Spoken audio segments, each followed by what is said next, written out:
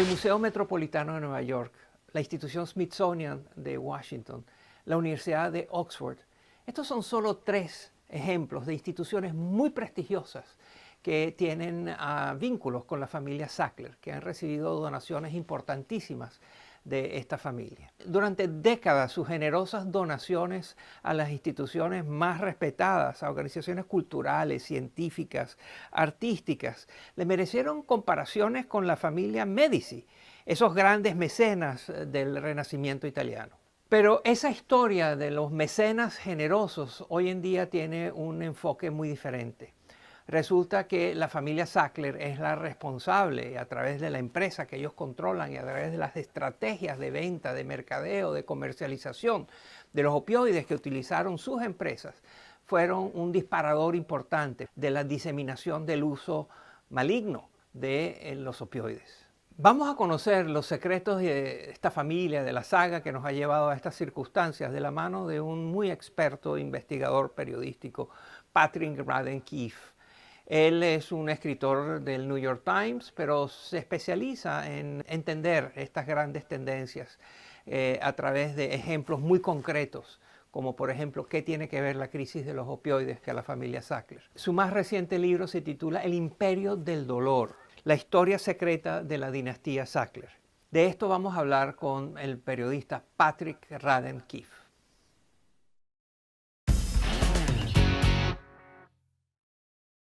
Bienvenido Patrick Radden Keefe a este programa. Encantado de tenerte con nosotros. Patrick, ¿quién es la familia Sackler? La familia Sackler es una de las familias más pudientes de los Estados Unidos, y hasta hace poco eran conocidos principalmente como una dinastía filantrópica muy generosa que durante décadas había donado cientos de millones de dólares a las artes y las ciencias. Entonces, si ibas al Museo Guggenheim en Nueva York, al Museo Británico en Londres o al Louvre en París, verías sus nombres. Había alas y galerías Sackler en instituciones élites realmente en todo el mundo. Y lo que no se conocía tan ampliamente hasta hace poco era que gran parte de la riqueza de la familia se generó gracias a la comercialización y venta del poderoso analgésico Oxycontin, que ayudó a propulsar la crisis de los opioides. En tu libro y en tu investigación le prestaste muchísima atención a un señor que se llamó Arthur Sackler. Háblanos de él. Sabes, él era el mayor de los tres hermanos Sackler originales. Ellos crecieron en Brooklyn durante la Gran Depresión. Querían ser médicos, incluso desde su infancia. Y Arthur Sackler tenía una personalidad muy carismática. Era un hombre muy brillante que realmente quería dejar su huella en el mundo. Era muy idealista. Creo que sobre todo al comienzo de su carrera tenía la sensación de que la industria farmacéutica desarrollaría pastillas que podrían ayudar a resolver cualquier problema que los humanos pudieran tener. Así que además de ser médico, decidió que sería un hombre de negocios y se dedicó al mercadeo de productos farmacéuticos. Hizo su primera gran fortuna mercadeando el tranquilizante Valium, que en ese momento fue el producto más exitoso en la historia de la industria farmacéutica. De modo que Arthur Sackler me intrigó mucho porque creo que mezcló los mundos de la medicina y el comercio de una manera que realmente tendría influencia sobre todo lo que vino después.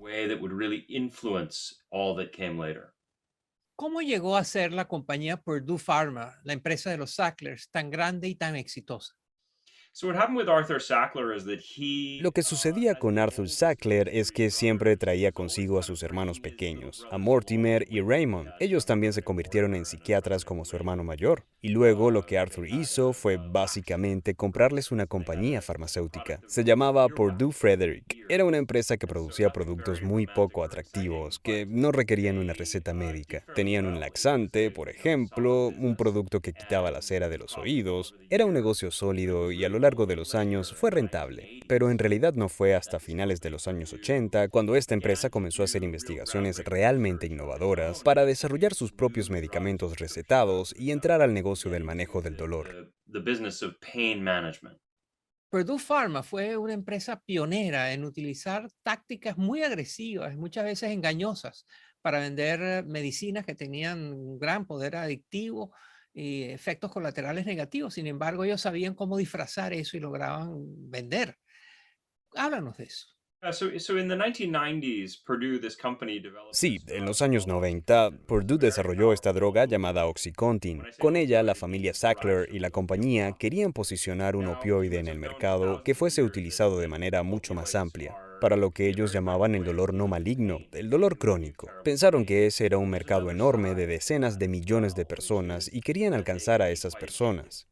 Pero, ¿cómo se hace eso cuando los médicos se muestran reacios a recetar estos medicamentos?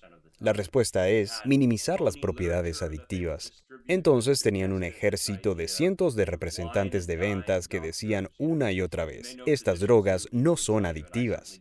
Distribuyeron literatura falsa que sugería esta idea. Invitaban a los médicos a tomar vino y a cenar.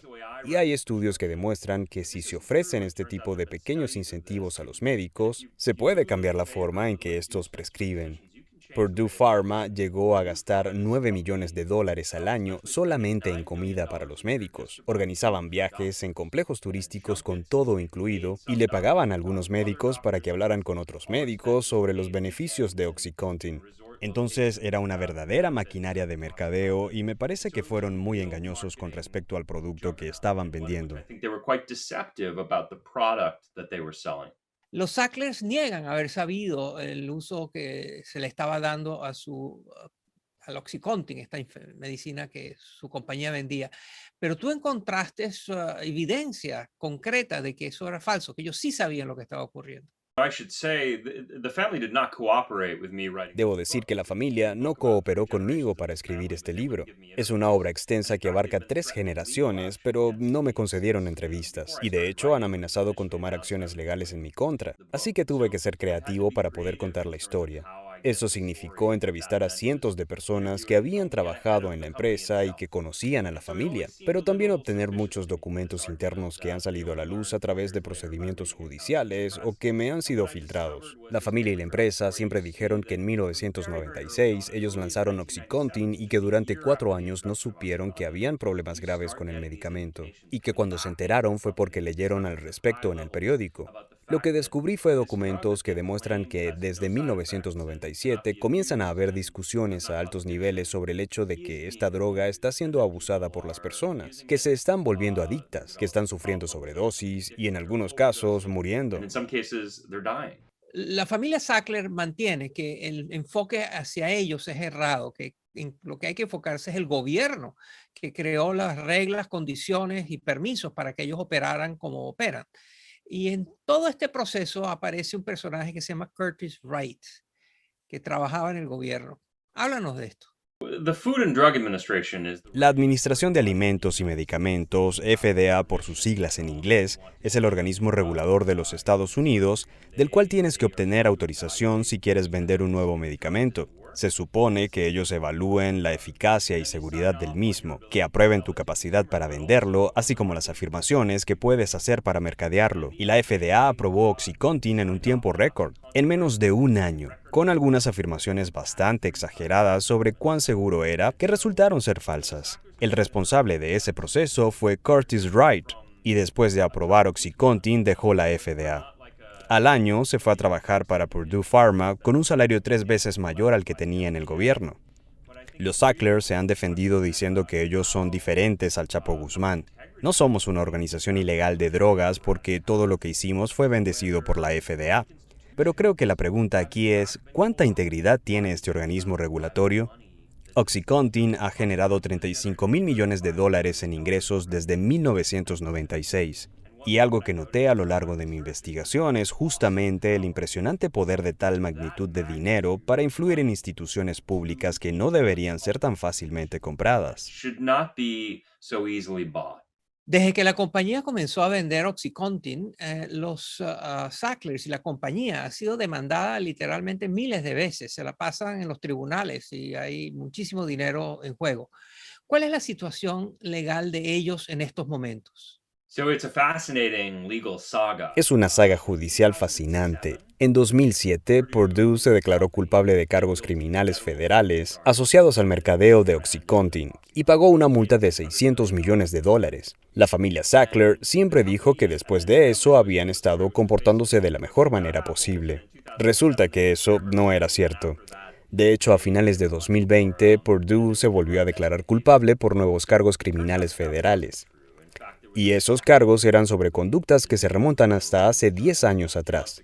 Así que se trata de una empresa realmente criminal.